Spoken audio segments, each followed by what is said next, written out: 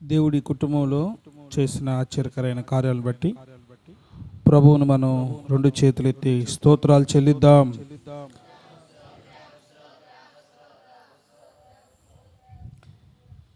మా పితరులను నడిపించిన నీ సామర్థ్యము మాకు తెలిసిన మాకు నెమ్మదిగా ఉన్నది. హల్లెలూయా.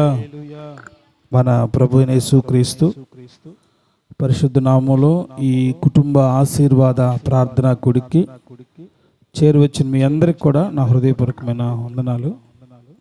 ప్రత్యేకంగా ఈ కుటుంబస్తులకి ప్రత్యేకమైన వందనాలు తెలియపరుస్తున్నాను. కారణం, ఈ ఇల్లు చూసినప్పుడు ఎంతో సంతోషంగా ఉంది. నాకైతే క్రిస్మస్ స్టార్ట్ అయిపోయిందా అన్నట్టుగా ఉంది, ఒక పండగలాగా ఉంది. గతంలో క్రిస్మస్ అప్పుడు మనం ఇదే ఇంట్లో మీటింగ్ పెట్టినప్పుడు నేను బహుశా అటుపక్క వాళ్ళ ఇటుపక్క ఇంటేనా ఈ పక్కే నిల్చుకున్నాం. చాలా అంతగా ఆశీర్వాదకరంగా లేదు. మీరు ఒకవేళ డౌట్ ఉంటే ఆ వీడియో చూస్తే మీకు కనిపిస్తుంది. కానీ దేవుడు తన సహాయం చేస్తూ వచ్చాడు. ఆయన నమ్ముకున్న బిడ్డల్ని ఆయన ఖచ్చితంగా ఆశీర్వదించే దేవుడుగా ఉన్నాడు. హల్లెలూయా.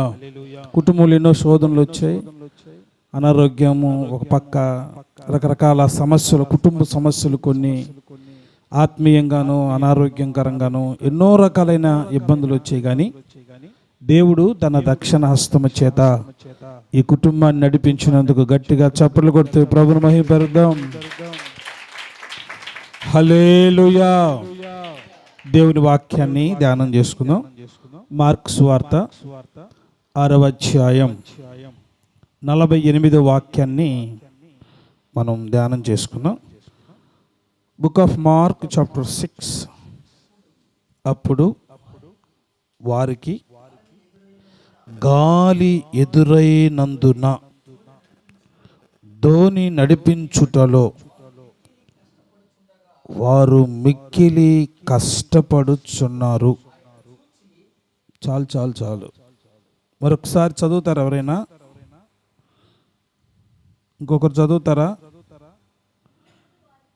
అప్పుడు వారికి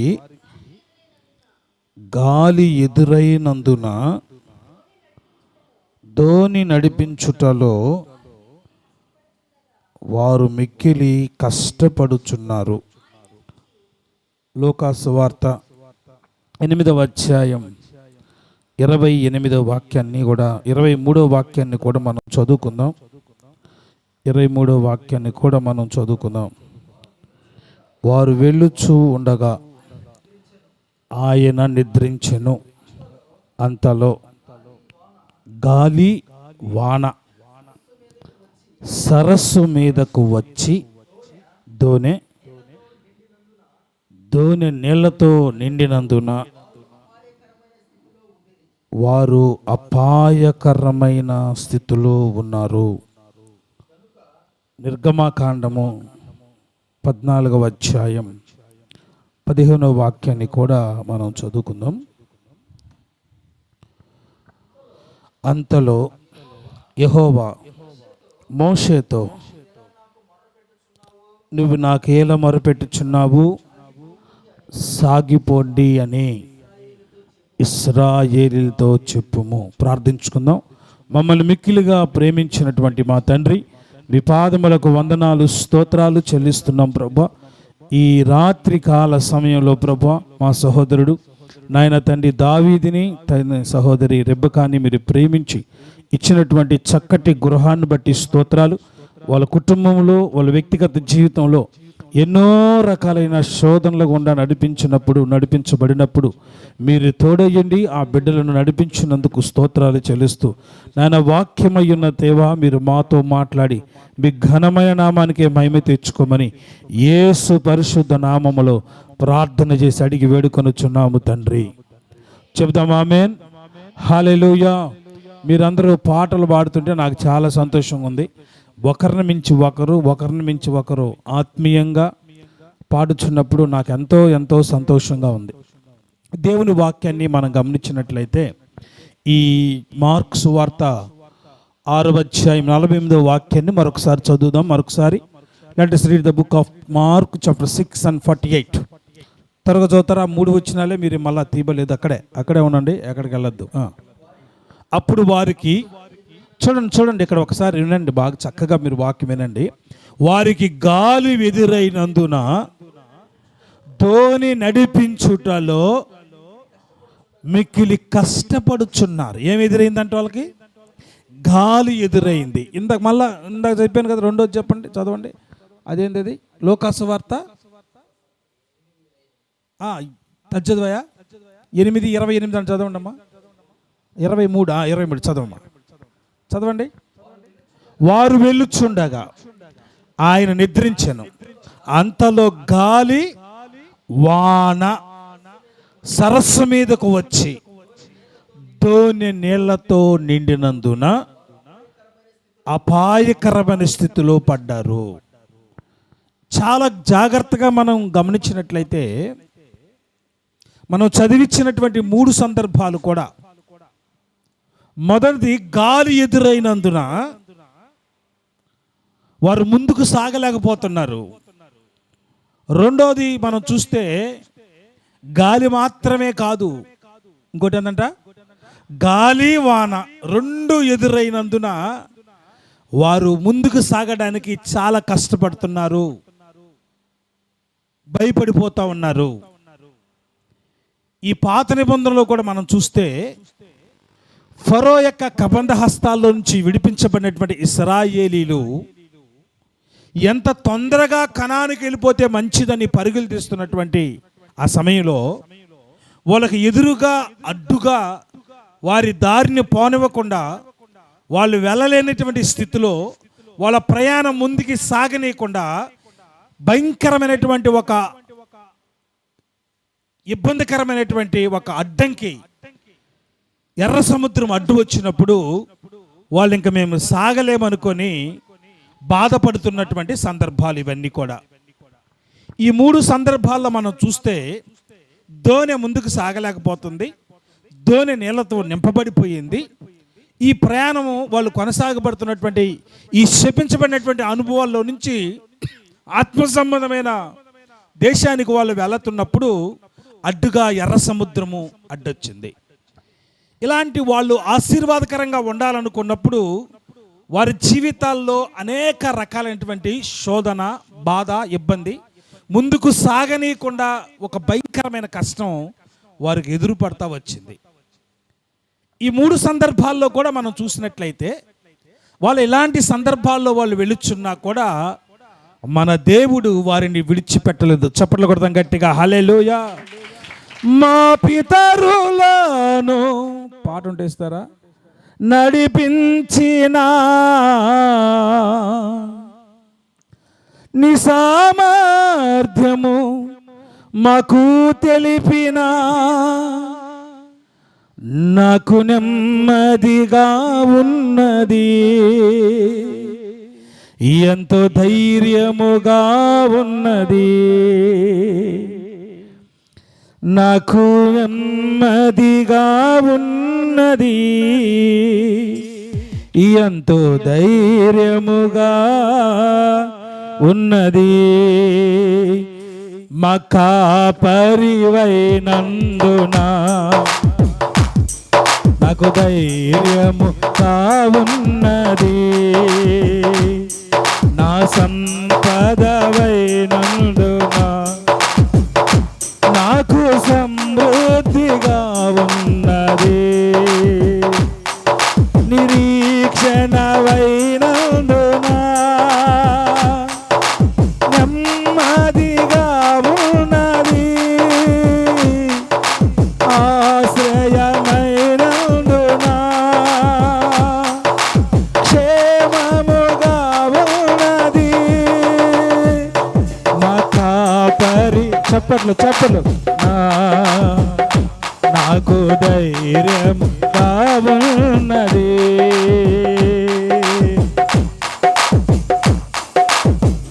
ధైర్యము కోల్పోయినా భయముతో మది నిండినా చీకటులే కమ్మినా ఇక సాగలేమని తెలిసినా ధైర్యము కోల్పోయినా భయముతో మది నిండినా చీకటులే కమ్మినా సాగలేమని తెలిసినా మా పితరులను నడిపించిన నీ సామర్థ్యం మాకు తెలిపిన నా పితరులను నడిపించిన నీ సామర్థ్యం మాకు తెలిపిన నాకు ధైర్యము పాడాలి పాడాలి నాకు నెమ్మది నాకు ధైర్యముగా ఉన్నది నాకు నెమ్మదిగా నాకు ధైర్యముగా ఉన్నది నాకు నెమ్మది. మరొకసారి నాకు ధైర్యము. యేసయ్యా మా పితరులు నడిపించావు నీవు. శోధనలో, ఇబ్బందుల్లో, ఇరుకుల్లో, వ్యాధుల్లో, భయంకరమైన పరిస్థితుల మధ్య, కరువుల్లో, కష్టాల్లో, కన్యల్లో మా పితరులు నడిపించిన దేవుడా మమ్మల్ని కూడా నడిపించేవాడు మీరే. మమ్మల్ని నడిపించేవాడు మీరే. మమ్మల్ని నడిపించేవాడు మీరే. మమ్మల్ని నడిపించేవాడు మీరే. యేసయ్యా యేసయ్యా మా పితరులను నడిపించిన యేసయ్యా మాకు నెమ్మదిగా ఉన్నది ఎంతో ధైర్యముగా మాకు నెమ్మది. యేసయ్యా మాకు ధైర్యము మాకు నెమ్మది. హల్లెలూయా. మా పితరులను నడిపించిన నీ సామర్థ్యం మాకు తెలిపిన నాకు నెమ్మదిగా ఉన్నది ఎంత ధైర్యముగా ఉన్నది. హల్లెలూయా. మన దేవుడు నడిపించే దేవుడు. ఎలాంటి పరిస్థితుల్లోనైనా, నేను ఉదయం ఈ కుటుంబం కొరకు ప్రార్థన చేసినప్పుడు పరిశుద్ధాత్మ దేవుడు నాతో చెప్పినటువంటి మాట, నేను మీ పితరులను నడిపించాను. ఈ కుటుంబం గురించి ఆలోచిస్తూ వచ్చినప్పుడు వీళ్ళు ప్రభు నమ్ముకున్నారు, దేవుళ్ళకు సంతోషించారు, కుటుంబ ప్రార్థన జరిగింది. కానీ తర్వాత ఎన్నో రకాలైనటువంటి ఇబ్బందికరమైన పరిస్థితులు వచ్చాయి. అనారోగ్యం చాలా ఇబ్బందికరమైన పరిస్థితి. చిన్న వయసులోనే చెప్పుకోవడానికి అది కష్టమైనటువంటి రోగాలు అనమాట. చిన్న వయసులో ఇలాంటి రావు అనమాట. దానికి ఒక టైం ఉంటుంది, ప్రతి దానికి కొన్ని టైం ఉంటుంది. కొన్ని రోగాలు రావడానికి సమయం ఉంటుంది.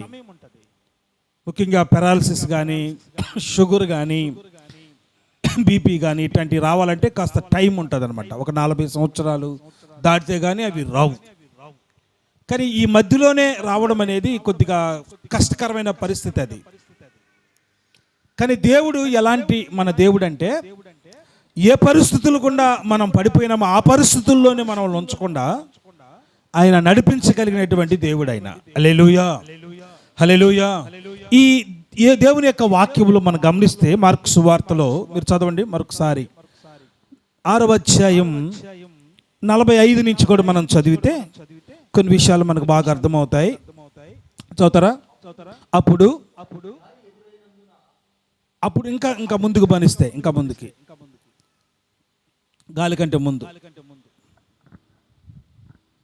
కాస్త కొంచెం ముందుకి, ఒక 2 వచనాలు ముందుకెళ్ళి చదువు. జన సమూహములను పంపివేసి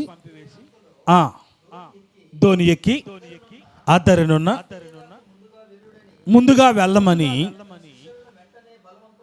ఆయనే తన శిష్యులను బలవంతం చేశాడు. పంపించేది ఎవరు చెప్పండి? ఎవరు పంపిస్తున్నారు? దేవుడే పంపిస్తున్నాడు. వాళ్ళ ముందు వెళ్ళమని చెప్పాడు. దేవుని యొక్క మాటకి వాళ్ళు విధేయత చూపించి ఆ దోణి ఎక్కి వాళ్ళకు ముందుకు సాగడం ప్రారంభించారు.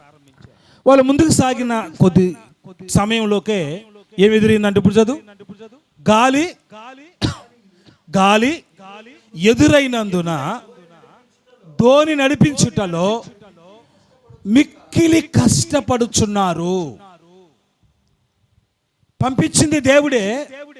వాళ్ళు కాస్త ముందుకు వెళ్ళగానే, కాస్త ముందుకు నడిపించబడగానే, నాకు తెలిసి ఆ రోజు వీళ్ళు కొట్టారికి వెళ్ళేటప్పుడు మా సహోదరుడు ప్రార్థన చేసి పంపించినాడు. కానీ దేవుడే పంపించాడు వాళ్ళని. వాళ్ళు కాస్త ముందుకు వెళ్ళగానే ఏమొచ్చిందంట? గాలి ఎదురైంది. చాలా మందికి అర్థం కానిది ఏంటంటే, మేము యేసు ప్రభువుని నమ్ముకున్నాం కదా, మాకు శ్రమలు రాకుండా ఉండాలి కదా, మాకు శోధనలే అసలు ఉండకూడదు కదా, మాకు కష్టాలే ఉండకూడదు కదా, ఆకలి దప్పిక లేకుండా సంతోషంగా మేము బ్రతకాలి కదా అనేటువంటి ఆలోచనల్లో ఉంటారు కొంతమంది. మన దేవుడు ఎవరంటే, ఆయన నమ్ముకున్న బిడ్డల్ని చెయ్యి విడవడం. అలాగని నీకు శ్రమలు రాకుండా ఉండవు, శోధనలు రాకుండా ఉండవు, అనారోగ్యం రాకుండా ఉండదు, ఇబ్బందికరమైన పరిస్థితులు, తిండి లేని పరిస్థితులు, సరైన వస్త్రం లేని పరిస్థితులు రాకుండా ఏమి ఉండవు. యేసు ప్రభు వాళ్ళని పంపించాడు. దోనికి గాలి ఎదురైంది.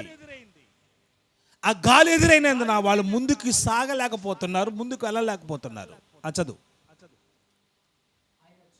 ఆయన చూచి రాత్రి ఇంచుమించు 4వ జామున సముద్రము మీద నడుచుచు, చప్పట్లు కొడదాం గట్టిగా, హల్లెలూయా. వాళ్ళకి ఎప్పుడైతే శ్రమ ఉందని అర్థమైందో, వాళ్ళ దోణి ముందుకు సాగట్లేదు, ముందుకు వెళ్దామంటే వెళ్ళట్లేదు, గాలి ఎదురైంది, ముందుకు వెళ్ళట్లేదు.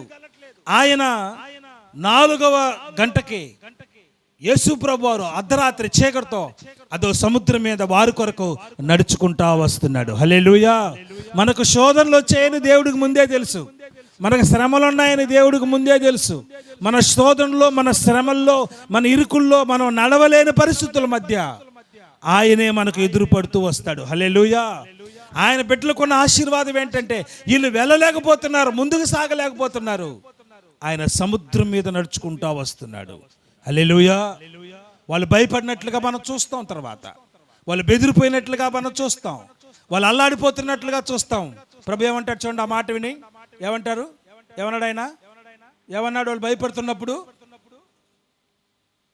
మీరు బైబిల్లో చదివితే నీకు ఈజీగా అర్థమైపోద్ది. ఏమన్నాడు? భయపడుతున్నప్పుడు ఆ కిందే నేనే. వాళ్ళు ఏమనుకున్నారు? యేసుప్రభుని భూతం అనుకున్నారు. వాళ్ళు భూతం అనుకొని భయపడిపోతున్నారు. యేసుప్రభు అన్నాడు, నేనే, భయపడద్దు. శ్రమల గుండా వెలుచున్నటువంటి ఈ శిష్యులకు దోణి ముందుకు సాగట్లేదు, వెళ్ళాలంటే వెళ్ళట్లేదు, ఇక అయిపోయింది మన పరిస్థితి అనుకున్న సందర్భంలో దేవుడే నడుచుకుంటూ వస్తూ ఏమన్నాడు తెలుసా? వాళ్ళు భయపడుతున్నప్పుడు, భయపడకుడే,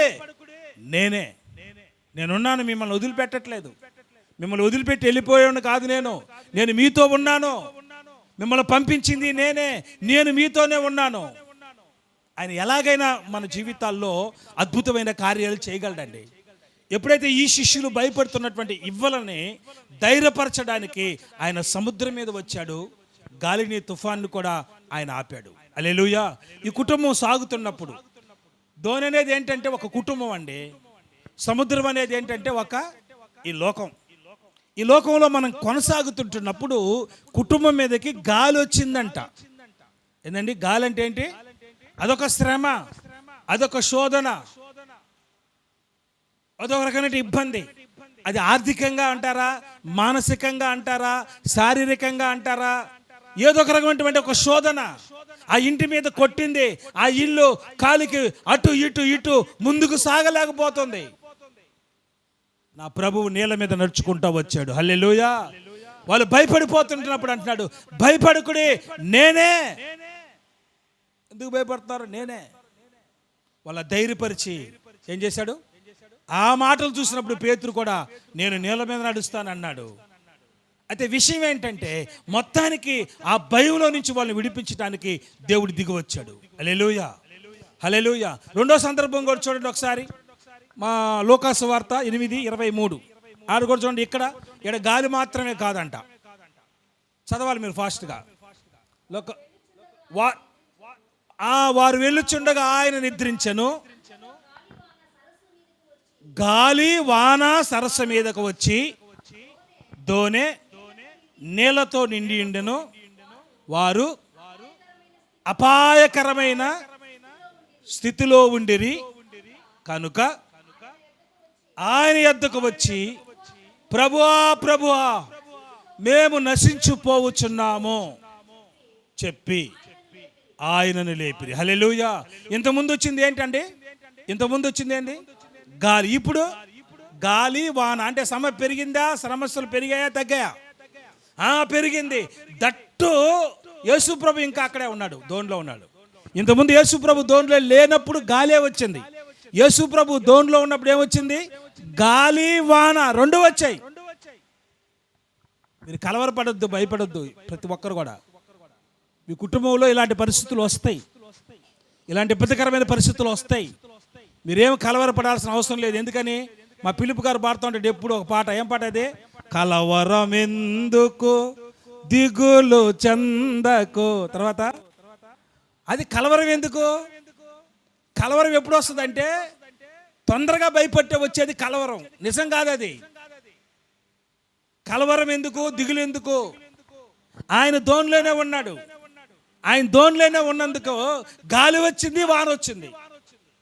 మీరు మార్క్స్ వార్తలో కానీ దాన్ని చదివితే చాలా దోణులు వెళ్ళాయంట, కానీ యేసు ప్రభు ఉన్నటువంటి ఆ దోణి మీదకే ఈ వర్షము కానీ గాలి కానీ వచ్చినట్లుగా అక్కడ మనకు కనిపిస్తుంది. మార్క్స్ వార్త 4:34 ఉంటుంది అనుకుంటాను. మీరు ఆ మాట కూడా చదివితే బాగుంటుంది. చదవండి. మార్క్స్ వార్త 4:34 చూడండి. 34, 35, 36, 37 అలా చూడండి త్వరగా. ఆ దినమా సాయంకాలం అయినప్పుడు చెప్పగా పంపివేసి పోయిరి. ఆయన మీరు చాలా ఆయన వెంబడి మరి దోణులు వచ్చిన పెద్ద తుఫాను రేగి ఆయన ఉన్న దోణి మీద. అబ్బా, అందరూ బాగానే ఉన్నారండి. యేసు ప్రభుని నమ్ముకున్న ఇంట్ల మీదలే కొడుతున్నాయి సమస్యలు. ప్రభుని నమ్ముకున్న వాళ్ళు బాగున్నారు అనుకుంటున్నాం. సరే, వాళ్ళు బాగుండాలి, కానీ ఇక్కడ చూస్తే అన్ని దోణుల మీద వర్షం రాలేదు, కానీ యేసు ప్రభు ఉన్నటువంటి దోణిలోనే గాలి కానీ తుఫాను కానీ వర్షము కానీ అక్కడ కొడతా వచ్చింది.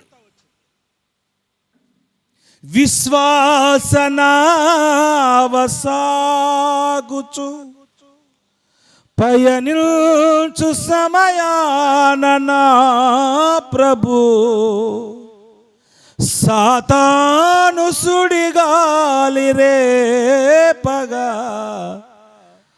నాదరిని నిలిచేవనా ప్రభు. సాతాను సుడిగాలి రేపగా నా ఎదుటే నిలిచేవ నా ప్రభు. హల్లెలూయా, హల్లెలూయా, హల్లెలూయా, ఆమేన్. హల్లెలూయా, హల్లెలూయా, హల్లెలూయా, ఆమేన్. విశ్వాసనావసాగుచు పయనిల్చు సమయాన నా ప్రభు. విశ్వాసనావసాగుచు పయనిల్చు సమయాన నా ప్రభు సాతాను సుడిగాలి రేపగా నా ఎదుటే నిలిచే నా ప్రభు. హల్లెలూయా. ఎన్ని దోణులు వెంబడిస్తా ఉంటే యేసు ప్రభు ఉన్న దోణి మీదనే గాలి వాన కుమ్మరించింది. వెంటనే వాళ్ళు ఏమన్నారు? పరిగెత్తుకుంటూ ఆయన దగ్గరికి వెళ్ళి, అయ్యా మేము నశించిపోయేటట్లున్నాం, మేము చచ్చిపోయేటట్లున్నాం, మేము నశించిపోయేటట్లున్నాం ప్రభువా, మేము నాశనం అయిపోయేటట్టున్నాం, మా బతుకు బస్ స్టాండ్ అయిపోయేటట్టుంది. మిమ్మల్ని నమ్ముకొని మీరున్నారు దోణిలో, మేము దిగులు లేకుండా భయం లేకుండా ఎక్కాం, కానీ మాకు గాలే కాదండి, వర్షము కూడా కమ్మురిస్తూ ఉంది, దోణి నీళ్లతో నింపబడిపోతా ఉంది, కొద్ది నిమిషాలైతే మేము చచ్చిపోతాం. ఎప్పుడైతే ఆయన వేడుకున్నారో యేసు ప్రభు లేచి ఒకే మాట అన్నాడు, గాలిని సముద్రాన్ని ఆయన గద్దించగా, గాలిని వానని గద్దించగా ఏమైంది? ఓరకుండమని సముద్రముతో చెప్పగా గాలి అణిగి, చప్పట్లు గట్టిగా. నేను దోణి గురించి మాట్లాడట్లా, మన ఇళ్ళ గురించి మాట్లాడుతున్నా, మన కుటుంబాన్ని గురించి మాట్లాడుతా ఉన్నా. యేసు ప్రభు ఉన్నాడు, గాలి వచ్చింది, వాన వచ్చింది, మునిగిపోయేటట్లున్నాం. ఏం చేయాలి మనం? మనకు ఒకే ఒక ఆధారం అండి, ప్రార్థన. హల్లెలూయా. ఏ పరిస్థితుల్లో ఒకే ఒక ఆధారం, ప్రార్థన. నేను నిన్న ఒక విషయం కోసం చాలా సీరియస్గా ప్రార్థన చేశాను. మనం ఏమనుకుంటా ఉంటే చాలాసార్లు అది జరిగిపోద్దులే అనుకుంటా ఉంటాం. అది జరగదు. మన ప్రయత్నాలు చేస్తాం, అది జరగదు. సీరియస్గా ఆలోచించేస్తాం, జరగదు. అప్పుడు మనకు అసలు గుర్తు రావాల్సింది ఏంటంటే ప్రార్థన. అప్పుడు నేను మోకరించి ప్రార్థన చేశాను. చిన్న పెద్ద ప్రార్థన ఏం కాదు, ఉపవాసం ఉండి గంటల తరబడి గంటలు ఉండి నేనేం ప్రార్థన చేయాల, ఒక చిన్న ప్రార్థన చేసుకుంటూ పోయా అంతే. ఒక చిన్న ప్రార్థన చేసి, ప్రభువా ఇది నీకు అసాధ్యం కాదు, నీకు సాధ్యమే, ఇది సాయంకాలం లోపల నాకు తెలియబడాలంతే, నువ్వు కార్యం చెయ్యాలంతే. నాకైతే చాలా కష్టంగా ఉంది ఇది. నేను ఒక మాట చెప్పాను, నువ్వు ఐగుప్తు చెరలో ఉన్న ఫరో యొక్క చేతుల్లో నుంచి నువ్వు ఇశ్రాయేలుని విడిపించావు. అది మామూలు విషయం కాదు. ఫరో యొక్క చేతి కింద ఉన్నారు 430 సంవత్సరాలు బానిసలుగా ఉన్న ఫరో కఠినమైన హృదయం కలిగిన వాడై ఉన్నాడు, చాలా కష్టమైన వాడుగా ఉంటున్నాడు, విడిపించేవాడు కాదు. ఇలాంటి వారి చేతుల్లో నుంచే నీ ప్రజలను విడిపించావు. మనకు గుర్తు రావాల్సింది ప్రార్థన. వాళ్ళు పరిగెత్తుకుంటూ వెళ్ళి, అయ్యా మేము నశించిపోయేటట్టున్నాం, మా వల్ల కాదు, ఇంకా మా వల్ల కాదు, నువ్వే మాకు ఏదైనా చెయ్యాలన్నప్పుడు ఆయన లేచి ఒకే పట్టాడు, గాలి సముద్రాన్ని ఆయన గద్దించగా మిక్కిలి నిమ్మలమైంది. హల్లెలూయా. అసలు గాలి ఎప్పుడు వచ్చిందబ్బా?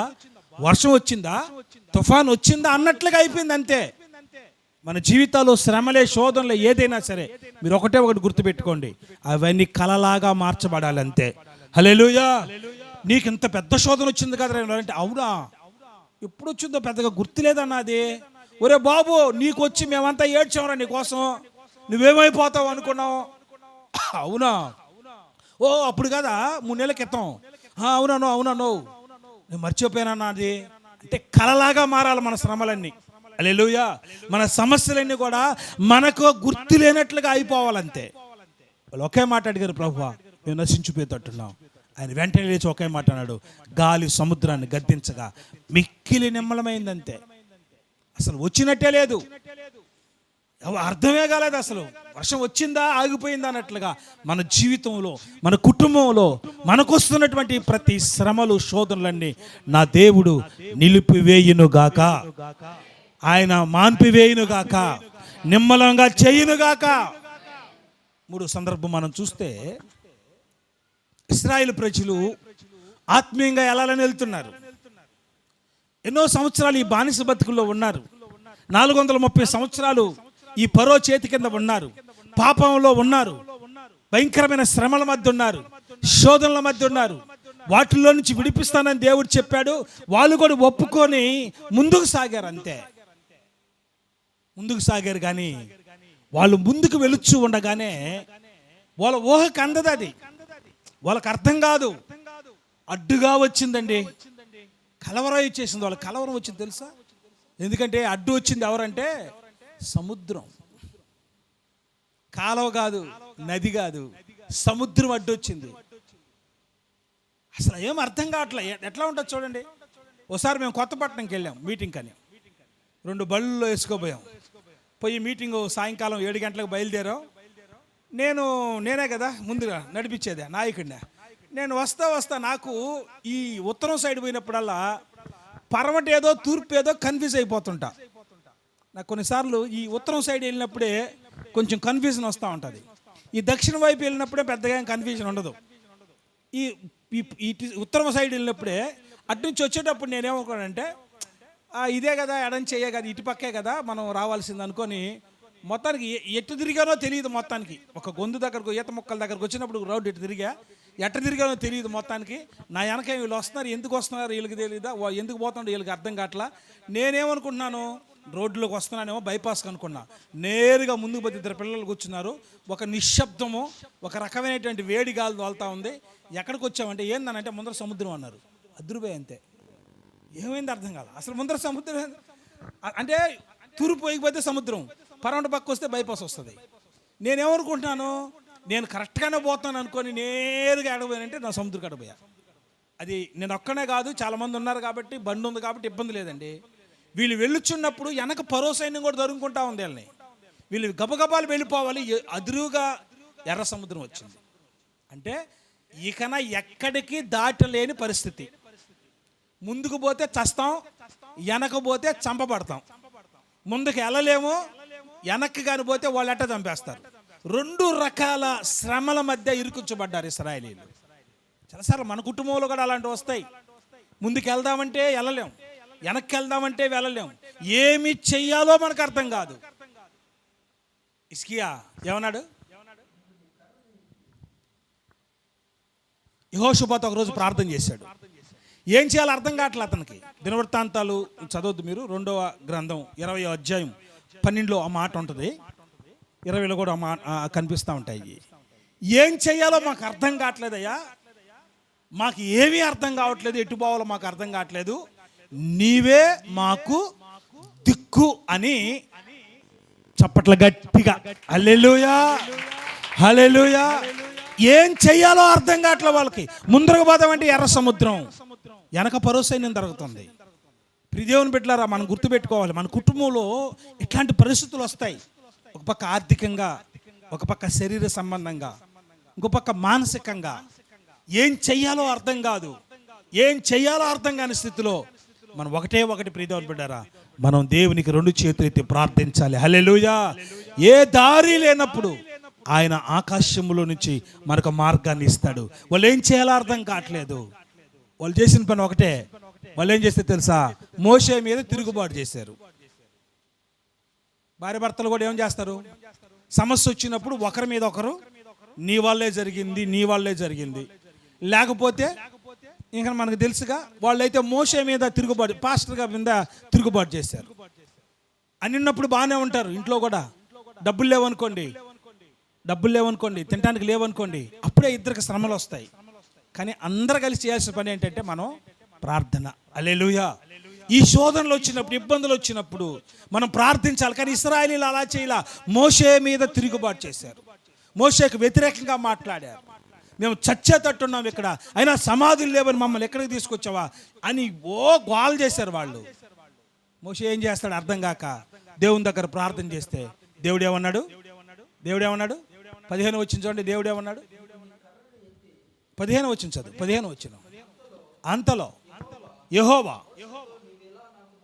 నువ్వేలా నాకు మొరపెడుచున్నావు? సాగిపో. ఎందుకు ఆగిపోయావు? ఎందుకు? పాట ఉంది కదా, సాగిపో. సాగలేనా? ఆగిపోయానయ్యా, ఇంకా సాగలేనయ్యా, నేను నా వల్ల కాదయ్యా. దేవుడు ఏమంటాడు మోషేతో? నువ్వు సాగిపో ముందుకే. ఎలా సాగుతానయ్యా? ఎర్ర సముద్రం ఎదురుగా ఉంది. అప్పుడు దేవుడు అన్నాడు, ఏమన్నాడు? నీ చేతిలో చదివా, నీవు నీ కర్రను ఎత్తి ఆ సముద్రము వైపు నీ చెయ్యి చాచి దానిని పాయలుగా చేయి. చప్పట్లు కొడతాం గట్టిగా. హల్లెలూయా. నీ చేతిలో ఏముంది చూడు, నీ చేతిలో కర్ర ఉంది. ఆ కర్ర ఇచ్చింది ఎవరు? మోషేకి. మామూలుగా అయితే మోషే చేతిలో కర్ర ఉండింది, ఒకప్పుడు కర్ర ఉంది. ఎందుకని?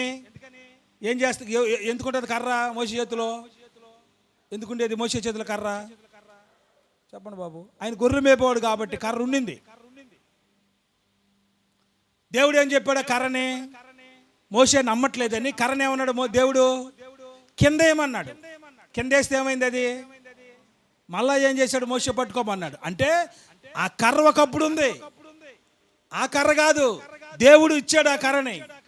దేవుని చేతుల్లోకి వచ్చింది. అప్పుడు నీ చేతుల్లో ఏముంది? నీ కర్రని సముద్రం వైపు చూపించమన్నాడు.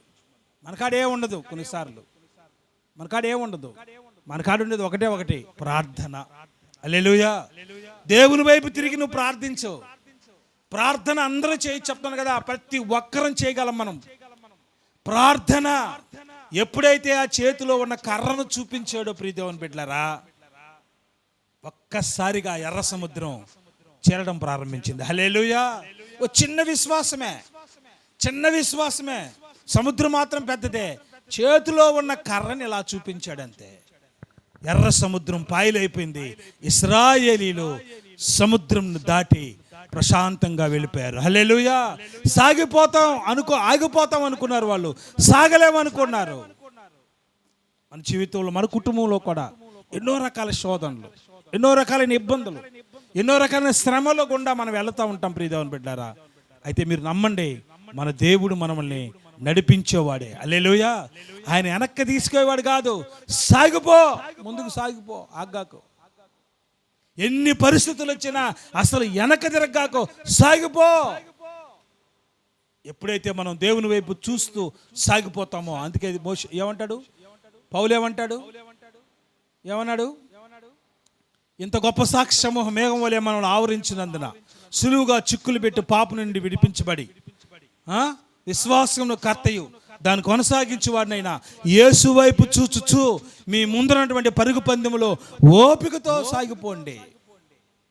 ఎన్నో రకాలు ఉన్నాయి, మనం చూడాల్సింది దేవుణ్ణి. ఆయన ఉన్నాడు మనకు, ఆయన మనతో ఉన్నాడు, ఆయన మనం నడిపిస్తాడు. ఆయన వదిలివేయడు మనల్ని, ఆయన విడిచిపెట్టాడు మనల్ని. ఆయన బిడ్డలు ఎప్పుడు విడిచిపెట్టబడినట్లుగా మనం చూడం, అది జరగదు. అది అయితే నీకొచ్చిన శోధనలు, నీకొచ్చినటువంటి శ్రమలు, నీకొచ్చినటువంటి వ్యాధుల మధ్య నువ్వు కృంగిపోకుండా, నువ్వు భయపడిపోకుండా, నువ్వు దిగులు పడిపోకుండా దేవుని వైపు చూస్తూ ముందుకెళ్ళినప్పుడు ఆయన అన్ని విషయాల్లో కూడా మనం నడిపించువాడుకున్నాడు. హల్లెలూయా.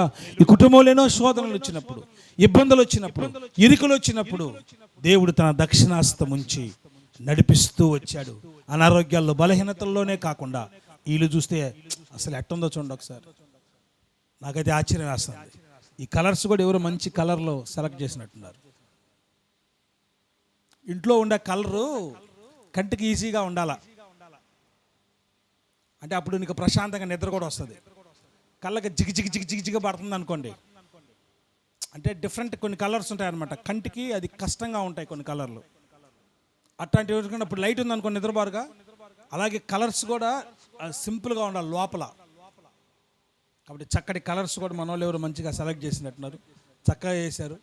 దేవుడు ఈ కుటుంబాన్ని ఈ ఆశీర్వాదంలోకి నడిపించినందుకు రెండు చేతులతో ప్రభుకు స్తోత్రాలు చెల్లిద్దాం.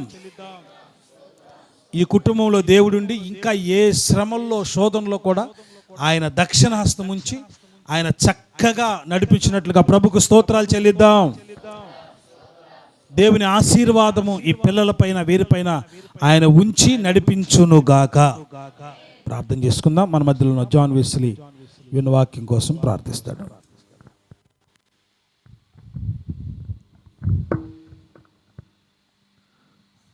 మహాపరిశుద్ధుడైన తండ్రి, ప్రేమ స్వరూపి, నీ కొందనాలు స్తోత్రాలు చెల్లిస్తున్నాం ప్రభువా. ఇంతవరకు తండ్రి ప్రభువా, మీ సేవకుని ప్రభువా మీరు నిలబెట్టి ఆయా కుటుంబంతోనూ వచ్చిన ప్రతి ఒక్క బిడ్డతోనూ ప్రభువా మీరు మాట్లాడినందుకు నీ కొందనాలు స్తోత్రాలు చెల్లిస్తున్నాం ప్రభువా. నువ్వెంతైనా గొప్ప దేవుడువు ప్రభువా. ఆయా మా పక్షానున్న దేవుడువు తండ్రి. ఆయా మాకు ఆపదలు కలిగినప్పటికీ ప్రభువా మీరు మాతో ఉండి ఆ ఆపదల్ని ప్రభువా ఎలాగ తొలగించుకోవాలని ప్రభువా తండ్రి మీరే తొలగించిన దేవుడు ప్రభువా. నీ కొందనాలు స్తోత్రాలు చెల్లిస్తున్నాం ప్రభువా. ఆనాడు తండ్రి ప్రభువా నీ శిష్యులు ప్రభువా అయా తండ్రి ధోనిలో వెళ్తూ ఉన్నప్పుడు ప్రభువా, గాలి వాళ్ళ మీదకు వచ్చినప్పుడు ప్రభువా, అయా తండ్రి ప్రభువా, ఆ పరిస్థితి నుంచి భయపడుతున్నప్పుడు ప్రభువా, ఆ గాలిని మీరు గద్దించినప్పుడు ప్రభువా తండ్రి, అయా ప్రభువా వారితో ఉన్నప్పుడు కూడా ప్రభువా తండ్రి అనేక శ్రమలు వచ్చాయి ప్రభువా, గాలి వాన చేత ప్రభువా, అయా తండ్రి ఆ ధోని మీద కొట్టినప్పుడు ప్రభువా వాళ్ళు ఇంకా భయపడిపోయారు ప్రభువా తండ్రి, అయా ప్రభువా మీరు ఉన్నా కూడా ప్రభువా భయపడిపోయారు ప్రభువా. అయా తండ్రి ప్రభువా, మాకు ఏ శ్రమ వచ్చినా ఏ ఇబ్బంది వచ్చినా ప్రభువా, ప్రతి పరిస్థితుల్లో మీరు ఉంటారని ప్రభువా మీరు మాతో మాట్లాడినందుకు నీకు స్తోత్రాలు చెల్లిస్తున్నాం ప్రభువా. ఇశ్రాయేలు ప్రజలను ప్రభువా మీరు ఆగిపోవద్దు సాగిపోవడని ఎలాగైతే చెప్పారో తండ్రి, మీరు మాతో కూడా సాగిపోవడని చెప్పినందుకు మీకు వందనాలు స్తోత్రాలు చెల్లిస్తున్నాం ప్రభువా. ప్రతి పరిస్థితిని యేసు నామములో తొలగిస్తున్నందుకు స్తోత్రాలు చెల్లిస్తున్నాం ప్రభువా. ఈ కుటుంబాన్ని ఆశీర్వదించినందుకు స్తోత్రాలు చెల్లిస్తున్నాం ప్రభువా. ఈ కుటుంబంలో మెండైన కార్యాలు మీరు జరిగించబోతున్నందుకు ఈ స్తోత్రాలు చెల్లిస్తున్నాం ప్రభువా. ప్రతి పరిస్థితిని యేసు నామములో దూరపరిచినందుకు స్తోత్రాలు చెల్లిస్తున్నాం ప్రభువా. నీ బిడ్డలను ప్రభువా ఇంకా మీరు దీవించండి, ఆశీర్వదించండి ప్రభువా. ఈ బిడ్డకి ఎదురవుతున్న ప్రతి పరిస్థితిలో ప్రభువా అయా మీరు తోడుగా ఉండి వాటిలన్నింటినీ విడిపించమని ప్రార్థిస్తున్నాం ప్రభువా.